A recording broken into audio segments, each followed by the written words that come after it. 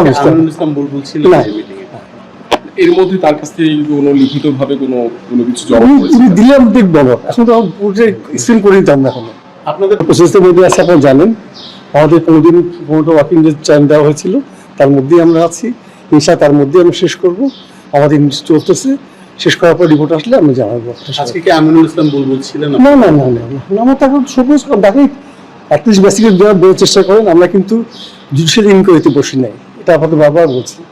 Judicial inquiry হলে কাউকে source করতে হবে, অ্যাকিউজ করতে হবে, অভিযোগ নিতে হবে, শুনানি করতে হবে, সেটা প্রসেসে আসে। আমরা জুডিশিয়াল ইনকোয়ারি করতে বসি নাই। অর্থাৎ বুলবুলের কাছ থেকে একটি লিখিত বার্তা আপনাদের কাছে এসেছে। এসছে পক্ষ থেকে কি কোনো কিছু জানানো হয়েছে কি তার কাছ থেকে কোনো সময়ের ব্যাপারে? লিখিত একটা আসছে আমি শুনলাম, লিখিত আসছে, আমরা একটু বসি নিতে নিয়ে বসি সবকে দিয়ে তো যাবো।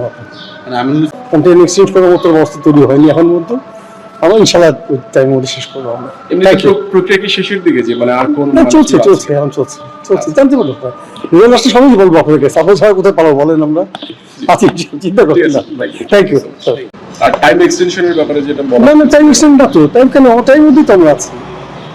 মানে তাদের কাছ থেকে 15 ওয়ার্কিং ডেজের মধ্যে আমরা আছি। মানে আপনারা স্ট্রিক্ট থাকবেন সেটার মধ্যে? তা তো বলছি, আমরা তাই থাকার চেষ্টা করবো। সব ধরনের খেলার খবর পেতে সাবস্ক্রাইব করুন। সঙ্গে থাকুন খেলার পাতার।